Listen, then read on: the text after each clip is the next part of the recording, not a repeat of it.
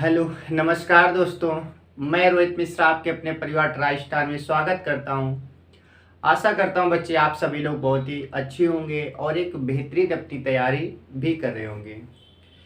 जैसा कि आपको ज्ञात है, महामिशन बैच की यदि हम बात करें, महामिशन बैच में मैंने आपको पेट के लिए, जो कि हमारा सितंबर 2022 में एग्ज़ाम लगा हुआ है, उसकी अपनी तैयारी शुरू कर दी थी। पेट में मैंने आपको रीजनिंग और मैथ का सिलेबस बता रखा है। रीजनिंग में क्या क्या कौन कौन से टॉपिक आने हैं, मैथ में कौन कौन से टॉपिक आने हैं, साथ ही साथ उनकी एक एक क्लास भी मैंने आपको दी है। तो आज हम बात करेंगे, अभी हम पढ़ने वाले हैं रीजनिंग। रीजनिंग में अपना टॉपिक चल रहा था लघु एवं बृहत पर आधारित जो क्वेश्चन आते हैं, यानी कि आपके पीटी का पहला ही टॉपिक क्या दे रखा है, बृहत एवं लघु। एक असेंडिंग ऑर्डर से डिसेंडिंग ऑर्डर में या डिसेंडिंग से असेंडिंग ऑर्डर में कैसे लगाते हैं, एक क्रमबद्ध तरीके से चीज़ों को सजाना हमें पढ़ना है। ठीक है, तो इस पे अपना टॉपिक शुरू हो गया था और इसमें मैंने कई सारे क्वेश्चन भी आपको कराए थे। तो अपना क्या चला था, रीजनिंग की बात करें तो रीजनिंग अपनी शुरुआत हो गई थी। इसमें पहला टॉपिक क्या था, तो आप कहेंगे बृहत एवं लघु के बारे में हम पढ़ रहे थे। बृहत एवं लघु के बारे में पढ़ रहे थे और इसमें मैंने कई सारे क्वेश्चन आपको कराए थे। ठीक है, तो इस टॉपिक को आज की हम क्लास में क्या करेंगे, कंप्लीट करेंगे, क्योंकि आपको कहीं ना कहीं यहाँ से एक ये जानकारी मिल जाएगी कि हाँ, इसमें क्वेश्चन इस टाइप के पूछे जाते हैं। फिर आप किसी भी बुक से क्वेश्चन लगाइए, आपके सारे क्वेश्चन बन पाएंगे, बशर्ते आपको तरीका पता होना चाहिए। यदि आपने तरीका सीख लिया तो क्वेश्चन कुछ भी दिया जाए। यदि आपको तरीका मालूम है, कंसेप्ट आपने सीख लिया, तो क्वेश्चन कोई भी हो आप आसानी से बता सकते हैं। मेन फोकस करते हैं कंसेप्ट सीखने पर, आपको तरीका आना चाहिए। तो चलिए कुछ क्वेश्चंस देखेंगे और आज की क्लास में हम क्या करेंगे, इस चैप्टर को पूरी तरह से फिनिश करेंगे। ठीक है, तो ये हमारा इस चैप्टर का लास्ट वीडियो होगा और इस वीडियो में हम क्या करेंगे, इसे कंप्लीट करने का पूरा प्रयास करेंगे। जैसे हमारे पास लिखा है एशिया, गोवा, पणजी, लिखा है हमारे पास एशिया, क्या लिखा है, एशिया। नंबर 2 पर लिखा है गोवा, एशिया के बाद लिखा है गोवा। नंबर 3 की बात करें तो नंबर 3 में लिखा है पणजी, क्या लिखा है, पणजी लिखा है। पणजी की बाद में नंबर 4 की यदि हम बात करें, नंबर 4 में लिखा है भारत, इसके बाद लिखा है विश्व, भारत। और लास्ट में क्या लिखा है, तो आप कहेंगे विश्व लिखा है, क्या लिखा है, विश्व लिखा है। इसे आप क्या करना है, आपको एक क्रम में सजाना है। और किस में सजाना है, तो आप कहेंगे इसे असेंडिंग ऑर्डर में आपको सजाना है। इसमें असेंडिंग में सजाना है या तो आपको डिसेंडिंग में सजाना है। मोस्टली हमेशा हम क्या करते हैं, हमेशा असेंडिंग ऑर्डर में से क्या करते हैं, सजाते हैं। तो असेंडिंग का मतलब आपको देखना है, सबसे छोटा क्या होगा, उससे बड़ा क्या होगा, उससे बड़ा क्या होगा, इस प्रकार से आपको क्या करना होता है, सजाना होता है। तो आप बताइए सबसे छोटा इसमें क्या होगा, तो आप कहेंगे सबसे छोटा, हम बात करें पणजी। पणजी सबसे छोटा क्यों होगा, क्योंकि गोवा की बात करें, गोवा एक राज्य का नाम है, पणजी उस गोवा के अंतर्गत आती है। भारत में तो कई सारे राज्य हो गए, विश्व में कई सारे देश हो गए और एशिया में कई सारे देश हो गए। तो आप कहेंगे सबसे छोटी चीज यहाँ पर क्या मिलेगी आपको, पणजी। पणजी कहाँ पर है, तो आप कहेंगे गोवा में, तो 3 के बाद 2 आ जाएगा। और ये गोवा कहाँ पर है, तो आप कहेंगे भारत में, तो 2 के बाद क्या आ जाएगा, 4 आ जाएगा। और ये भारत किस एशिया में आता है, आप कहेंगे एशिया महाद्वीप में आता है, फिर 1 आ जाएगा। और ये एशिया किस में आता है, आप कहेंगे पूरे विश्व में आता है, तो हमारे पास क्या आ जाएगा, 5। तो कुल मिलाकर अपना फाइनली क्या बनेगा, 3, 2, 4, 1, 5। यानी कि पणजी की बात करें, गोवा के अंतर्गत आता है। गोवा कहाँ पर है, भारत में। भारत कहाँ पर है, एशिया महाद्वीप में। एशिया महाद्वीप कहाँ है, पूरे संसार में, विश्व में।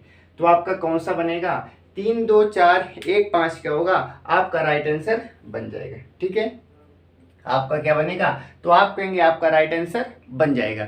चलिए हम बात कर लेते हैं नेक्स्ट क्वेश्चन की। अगला प्रश्न आपका क्या दे रखा है, ठीक है, हम बात कर लेते हैं नेक्स्ट क्वेश्चन की। अगला प्रश्न आपका क्या दे रखा है, अगला प्रश्न दे रखा है Bharat Bengaluru Asia Karnataka. Bharat Bengaluru, Bharat Bengaluru Asia Karnataka. Asia के बाद में क्या दे रखा है, कर्नाटक दे रखा है, कर्नाटक। अब आपको करना क्या है, इसे आपको एक क्रम में सजाना है। तो आपको क्वेश्चन पढ़ने से ये पता चला होगा ये सब के सब कहीं ना कहीं इसमें कुछ हिस्से तो हमारे भारत के हैं और कुछ हिस्से किसकी, तो आप कहेंगे एशिया महाद्वीप के। पता है इसमें भारत के कौन सा हिस्सा है, तो आप कहेंगे सबसे, बताइए भारत में सबसे छोटा कौन सा स्थान होगा, तो आप कहेंगे सबसे छोटे स्थान की बात करें तो बेंगलुरु, कर्नाटक या बेंगलुरु। तो आप बताएंगे कर्नाटक बड़ा होगा, क्यों, क्योंकि कर्नाटक एक राज्य का नाम है और उस कर्नाटक के अंतर्गत जाता है बेंगलुरु, क्योंकि कर्नाटक की कैपिटल क्या होती है, आप कहेंगे बेंगलुरु। तो सबसे पहले 2 नंबर आएगा बेंगलुरु। ये बेंगलुरु कहाँ पर है, आप कहेंगे कर्नाटक में, 4 नंबर आ जाएगा। और ये कर्नाटक कहाँ पर है, भारत में है। और ये भारत कहाँ पर है, तो आप कहेंगे एशिया में है। तो आपका आंसर क्या बनेगा, आपका आंसर आ जाएगा 2 4 1 3। क्या आ जाएगा, 2 4 1 3 आपका क्या होगा, आपका राइट आंसर हो जाएगा। ठीक है, 2 4 3 आपका क्या होगा, आपका राइट आंसर हो जाएगा। चलिए इसके बाद में हम बात कर लेते हैं, अगला प्रश्न आपका देखेंगे। नेक्स्ट प्रश्न की यदि हम बात करें, अगला आपका प्रश्न क्या दे रखा है, फिर दे रखा है स्वर्ण जयंती, रजत जयंती, स्वर्ण जयंती, स्वर्ण जयंती, रजत जयंती, स्वर्ण के बाद में रजत जयंती, स्वर्ण जयंती, रजत जयंती, इसके बाद में वर्षगांठ, हीरक जयंती, वर्षगांठ, वर्षगांठ, हीरक जयंती, हीरक जयंती, हीरक जयंती के बाद में यदि हम बात करें तो आप कहेंगे शताब्दी समारोह, शताब्दी समारोह। ठीक है, शताब्दी 5 नंबर में याद रखेंगे, शताब्दी समारोह, शताब्दी समारोह। ठीक है, शताब्दी समारोह, ये बताना है आपको कौन सा क्रम होगा। ठीक है, तो देखिए बात करेंगे सबसे पहले, एक होती है स्वर्ण जयंती, एक होती है रजत जयंती, एक होती है कौन सी जयंती, तो आप कहेंगे हीरक जयंती, और एक होती है वर्षगांठ। वर्षगांठ का मतलब होता है जिसे आप कहते हैं एनिवर्सरी। एनिवर्सरी आपको पता है, मैरिज एनिवर्सरी की बात करें इसे बोलते हैं शादी की सालगिरह। ये प्रत्येक वर्ष मनाते हैं, हर साल क्या करते हैं, मैरिज एनिवर्सरी मनाते हैं, यानी कि शादी की सालगिरह मनाते हैं। इसी प्रकार से जब शादी की बात करेंगे कितने दिन हो जाते हैं, तो याद रखेंगे जब शादी के हमारे हो जाते हैं कितने दिन, 25 वर्ष हो जाते हैं। जब शादी के 25 वर्ष हो जाते हैं, उस वर्ष जो एनिवर्सरी मनाते हैं उसे हम बोलते हैं किस नाम से, उसे हम जानते हैं किस नाम से, तो आप कहेंगे रजत जयंती बोलते हैं। क्या बोलते हैं, रजत बोलते हैं। या फिर आप ऐसे समझ सकते हैं किसी भी चीज़ की यदि एनिवर्सरी मनाई जाएगी, यदि 25 साल में मनाई जाती है, उसे बोलते हैं कौन सी, रजत बोलते हैं, यानी कि सिल्वर बोलेंगे। और जब 50वीं वर्षगांठ होती है, शादी की जो 50वीं सालगिरह होती है, उसे किस नाम से जानते हैं, तो आप कहेंगे उसे बोलते हैं स्वर्ण जयंती। क्या बोलते हैं, स्वर्ण जयंती बोलते हैं। और जब शादी के 75 साल हो जाते हैं, तो जो 75वें साल मनाते हैं उसे किस नाम से जानते हैं, हीरक जयंती के नाम से जानते हैं। किस नाम से जानते हैं, हीरक। और जब शादी के 100 साल हो जाते हैं उसको बोलते हैं शताब्दी समारोह। किसी भी चीज़ का जब अनावरण किया जाता है, 100 साल हो जाते हैं, तो बोलते हैं ये सभी शताब्दी है। ठीक है, और 25 में बोलते हैं रजत, 50 में बोलते हैं स्वर्ण, और इसके बाद में 75 में बोलते हैं हीरा। और वर्षगांठ की बात करें तो ये हर साल होता है। ठीक है, जैसे बात करें 2 अक्टूबर यानी कि महात्मा गांधी का जो जन्म दिवस होता है, ये हर 2 साल, हर प्रत्येक साल मनाया जाता है ना, 2 अक्टूबर को हर साल मनाया जाता है। तो इसे बोलेंगे क्या, वर्षगांठ। यानी कि आप सब कहेंगे सबसे पहले क्या आएगा, सबसे पहले आएगा वर्षगांठ आएगा। वर्षगांठ के बाद फिर क्या आ जाएगा, तो आप कहेंगे 2 नंबर आएगा, यानी कि रजत जयंती आएगी। इसके बाद में स्वर्ण जयंती आएगी तो 1 नंबर आ जाएगा। फिर क्या आएगा, आप कहेंगे हीरक जयंती, और सबसे लास्ट में क्या आएगा, शताब्दी समारोह। शताब्दी का मतलब होता है कितने, 100 साल। क्या होता है, 100 साल। यानी कि पहले 1 साल की बात करेंगे, 25 साल की बात करेंगे, 50 साल की बात करेंगे, 75 साल की बात करेंगे, देन फिर क्या करेंगे, 100 वर्ष की हम बात करेंगे। तो आपका राइट आंसर क्या हो जाएगा, 3 2 1 4 5 क्या होगा, आपका राइट आंसर हो जाएगा। ठीक है, ये आपका क्या होगा, तो ये आपका राइट आंसर हो जाएगा। चलिए इसके बाद हम देखेंगे अपने नेक्स्ट क्वेश्चन की बात करें। अगला प्रश्न आपका क्या दे रखा है, अगला प्रश्न आपका दे रखा है मेजर कप्तान कर्नल, मेजर कप्तान, मेजर कप्तान, इसके बाद में कर्नल, मेजर कप्तान colonel, brigadier lieutenant general, brigadier, brigadier, brigadier के बाद में lieutenant general, lieutenant general, lieutenant general, ठीक है, लेफ्टिनेंट जनरल। आपको इसे एक क्रम में लगाना है, ठीक है। तो इसमें आपको बताना है, ये एक पद दे रखे हैं, जो हमारी फौज होती है उस फौज में पद चलते हैं। किसी को कप्तान बोला जाता है, किसी को कर्नल बोलते हैं, किसी को ब्रिगेडियर बोलते हैं, ठीक है, किसी को मेजर बोलते हैं। तो इसमें आपको बताना है क्रम से लगाना है, सबसे छोटा सबसे बड़ा, यानी इनमें सबसे बड़ा क्या होता है, तो आप कहेंगे सबसे बड़ा तो कप्तान होता है, कैप्टन होता है। सबसे बड़ा क्या होता है, कप्तान। और इसमें सबसे छोटा क्या होगा, तो याद रखेंगे सबसे छोटा होगा हमारे पास 5 नंबर, यानी कि लेफ्टिनेंट जनरल। लेफ्टिनेंट जनरल क्या होता है, सबसे छोटा होता है। ये क्या होता है, तो आप कहेंगे सबसे छोटा हो जाएगा। इसके बाद फिर क्या आता है, तो आप कहेंगे इसके बाद आता है ब्रिगेडियर आता है। क्या आता है, ब्रिगेडियर आता है। तो इसके बाद 4 नंबर आ जाएगा। फिर क्या आएगा, तो आप कहेंगे इसके बाद में ब्रिगेडियर के बाद में आ जाएगा कर्नल, 3 नंबर आ जाएगा। और फिर क्या आ जाएगा, तो आप कहेंगे इसके बाद में आ जाएगा हमारे पास कौन सा बचा, मेजर आ जाएगा 1 नंबर। और सबसे लास्ट में क्या हो जाएगा, कप्तान हो जाएगा। सबसे लास्ट में क्या होगा, कप्तान हो जाएगा। तो बताइए सबसे पहले क्या आएगा, तो आप कहेंगे सबसे पहले आएगा लेफ्टिनेंट जनरल। इससे बड़ा क्या होता है, इससे बड़ा होता है हमारे पास ब्रिगेडियर होता है। ब्रिगेडियर से बड़ा कौन सा पद होता है, कर्नल का होता है। कर्नल से बड़ा कौन सा पद होता है, मेजर होता है। और सबसे बड़ा कौन सा पद होता है, तो आप कहेंगे कप्तान होता है। सबसे बड़ा पद कौन सा होता है, तो आप कहेंगे सबसे बड़ा पद होता है कप्तान का। किसका होता है, कप्तान का सबसे बड़ा पद होता है, ठीक है। चलिए इसके बाद में अब हम बात कर लेते हैं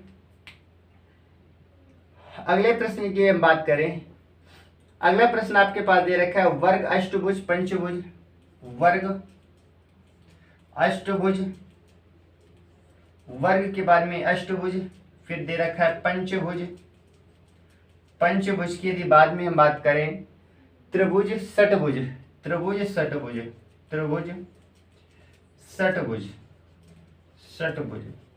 आपको भुजाओं के आधार पर बताना है। तो बताइए, बात करें वर्ग में आप जानते हैं 4 भुजाएं होती हैं, अष्टभुज में 8 भुजाएं होती हैं, पंचभुज में 5 भुजाएं होती हैं, त्रिभुज में 3 भुजाएं होती हैं, और षटभुज में कितनी होती है, तो आप कहेंगे षट का मतलब होता है 6।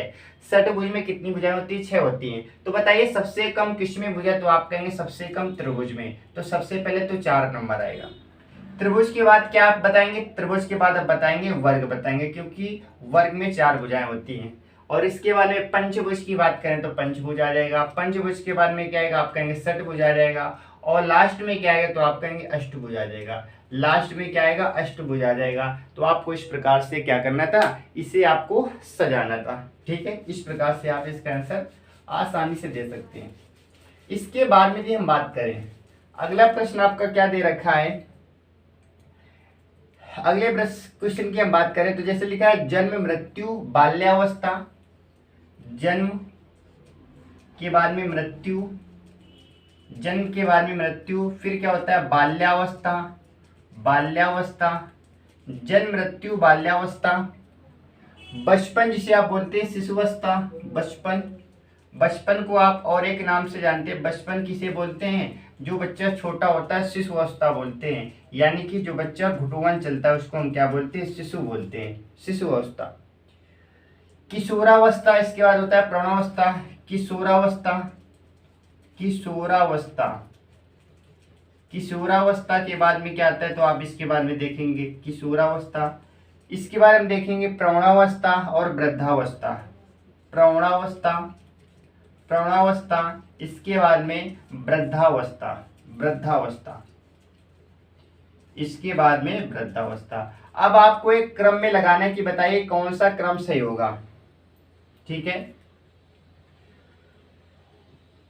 तो हमारे पास ये क्वेश्चन दे रखा है जन्म, मृत्यु, बाल्यावस्था, इसके बाद में शिशुअवस्था या बचपन, किशोरावस्था, प्रौढ़ावस्था और वृद्धावस्था। इस अवस्थाओं को, यानी कि ये एक मनुष्य की जो अवस्था होती है जन्म से लेकर मृत्यु, जन्म से लेकर मृत्यु के बीच में जो भी इनके बीच में अवस्थाएं चलती हैं उन अवस्थाओं के बीच में दे रखा है। और आपको एक क्रम बताना है कि मनुष्य का पहले क्या होगा, जन्म होगा, जन्म के बाद में कौन सी अवस्था मिलती है, वो वृद्धावस्था मिलेगी, बाल्यावस्था मिलेगी, बचपन मिलेगा, ठीक है, या किशोरावस्था मिलेगी। उसके बाद में कौन सी अवस्था आती है, यानी कि कुल मिलाकर एक बच्चे का जो जन्म हुआ उस बच्चे को जन्म से लेकर उसकी मृत्यु तक के बीच में जो घटनाएं होती है उसके बारे में आपको बताना है।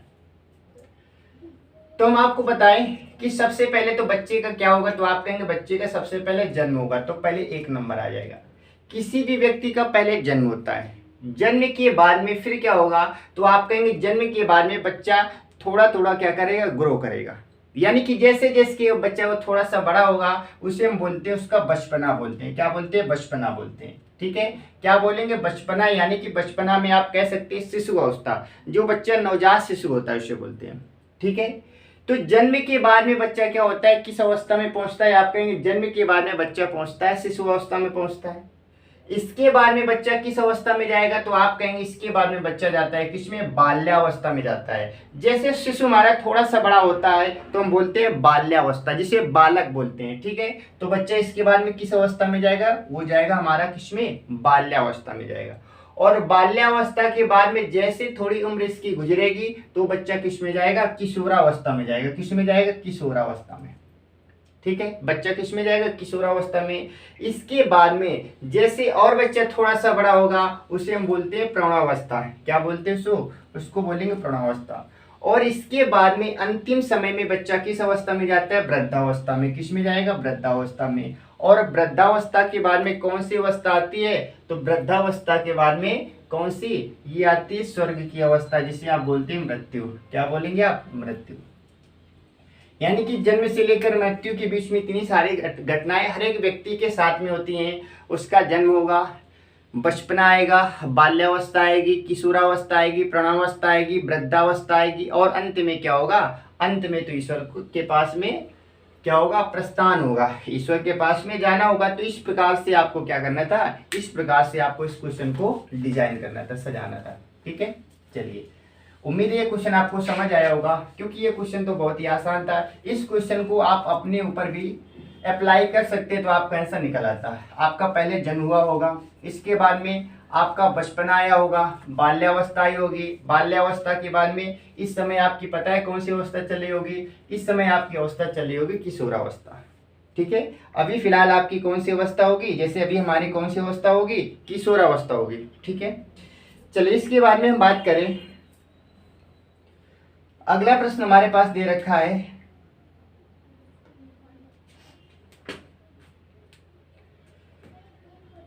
फर्नीचर जंगल लकड़ी वृक्ष। फर्नीचर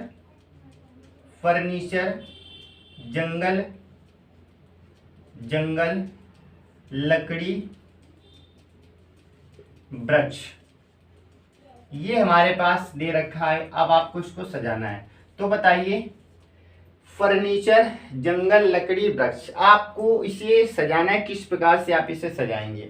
ठीक है, तो आप जानते हैं कि सबसे पहले क्या होना चाहिए, सबसे पहले एक जंगल होना चाहिए। उस जंगल में क्या होना चाहिए, तो आप कहेंगे उस जंगल में वृक्ष होने चाहिए। और उन वृक्षों से आपको क्या प्राप्त होगी, उन वृक्षों से आपको लकड़ी प्राप्त होगी। और जैसे आपको लकड़ी प्राप्त होगी तो आप क्या बनाएंगे, आप फर्नीचर बनाएंगे। आप टेबल बना सकते हैं, आप चेयर बना सकते हैं, कई सारी चीजें आप बना सकते हैं। यानी कि सबसे पहले आपके पास क्या होना चाहिए, तो आप कहेंगे सबसे पहले आपके पास में जंगल होना चाहिए।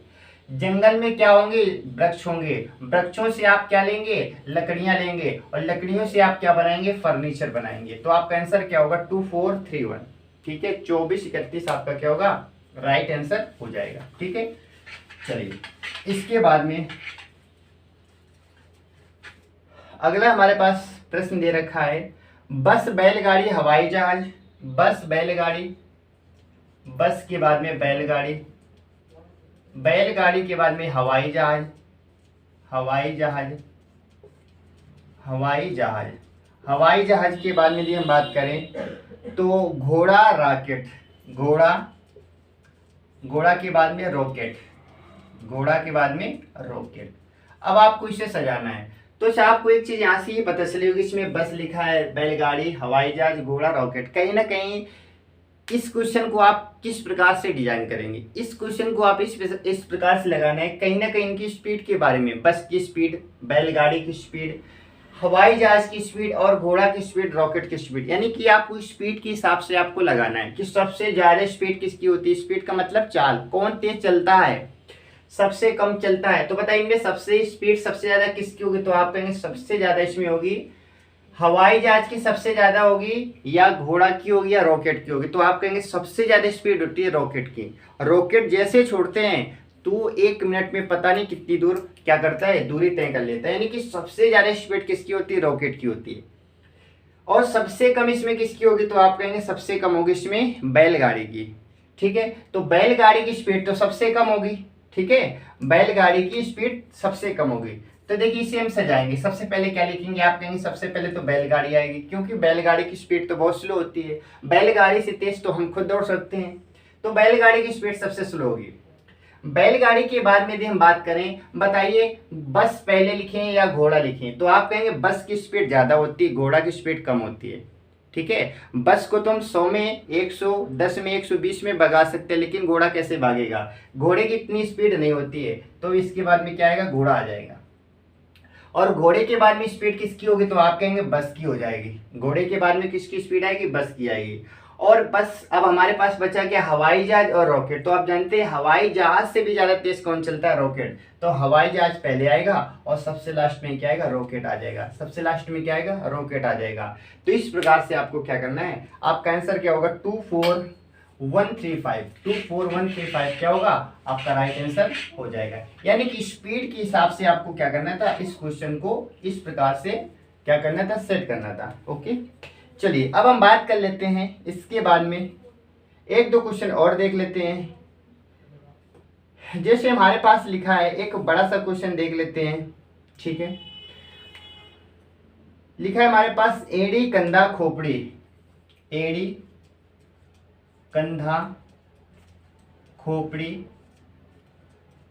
खोपड़ी, एड़ी कंधा खोपड़ी, गर्दन घुटना, गर्दन घुटना, गर्दन घुटना, घुटना के बाद में वक्ष जांग पेट, वक्ष जांग, वक्ष जांग, वक्ष जांग, वक्ष जांग के बाद में 8 नंबर में क्या? पेट। पेट के बाद में यदि हम बात करें तो मुख हाथ। क्या? मुख और हाथ। मुख, मुख के बाद में हाथ, मुख के बाद में 10 नंबर में हाथ। यानी कि इस बार क्या हो गया? इस बार आपको 10 नंबर यानी कि 10 शब्द एक साथ दिए गए। इन 10 शब्दों को आपको लगाना है और ये सारे के सारे कहीं ना कहीं आपके शरीर के ही क्या होते हैं? पार्ट होते हैं, शरीर के हिस्से होते हैं। अब आप अपने शरीर के हिस्से को किस प्रकार से सजाएंगे? ठीक है, अब आपको लगाना है कि आप बताइए आप अपने शरीर के हिस्से को किस प्रकार से लगाएंगे।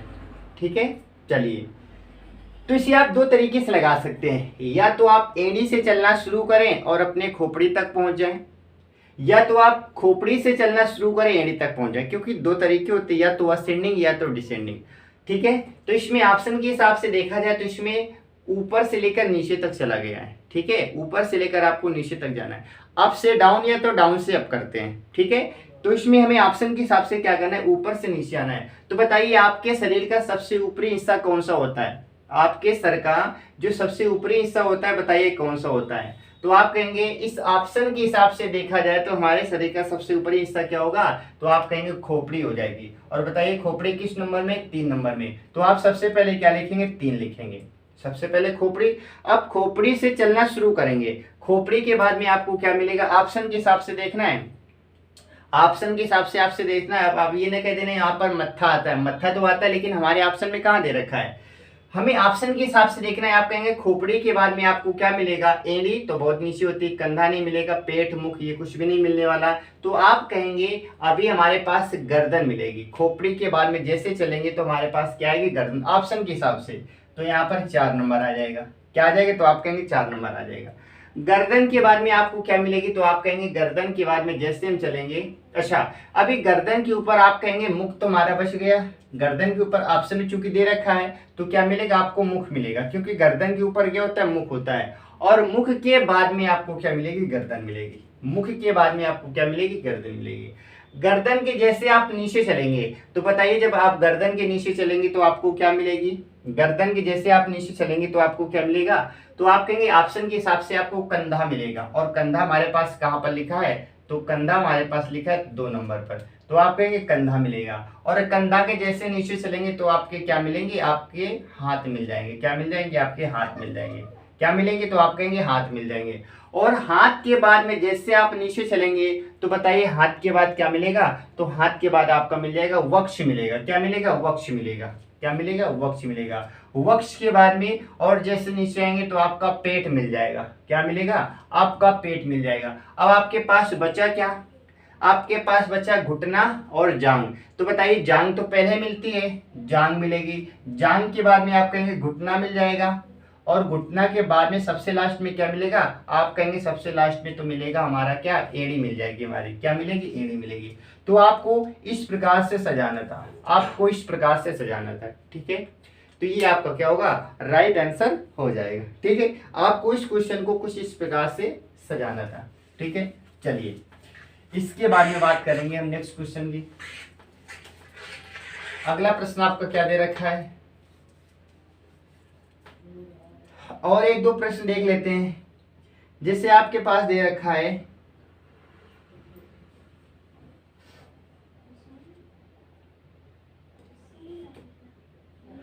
लिखा है centi deca kilo deci. Centi deca kilo deci, kilo deci. ठीक है, ये आपको दे रखा है। इसके बाद में आपको सजाना है। ठीक है, तो आपको ये आपको पता है ये हमारे पास क्या होते हैं, आपके मात्रक दे रखे हैं, इनको आपको एक क्रम में लगाना है। तो आप जानते हैं इनमें सबसे छोटा क्या होता है, आप कहेंगे डेसी। डेसी के बाद में बनता है सेंटी, सेंटी के बाद में बनता है डेका, डेका के बाद में क्या बनता है, केजी। क्या बनता है, केजी। यानी कि पहले आएगा 4, फिर आएगा 1, फिर आएगा 2, और इसके बाद में क्या आएगा 3। तो आपका बनेगा क्या, deci centi deca kilo. Decimetre, centimetre, decametre और किलोमीटर। ठीक है, तो आपको इस प्रकार से क्या करना है, सजा देना है। ठीक है, ये वाला क्वेश्चन तो आपके लिए बहुत ही आसान होगा। ठीक है, ये इसके बारे में तो आप बहुत ही अच्छे से जानते होंगे। ठीक है, चलिए अब हम बात कर लेते हैं नेक्स्ट क्वेश्चन की। अगला प्रश्न आपका क्या दे रखा है, अगला प्रश्न हमारे पास दे रखा है कुछ इस प्रकार से। प्रश्न क्या दे रखा है, प्रश्न हमारे पास दे रखा है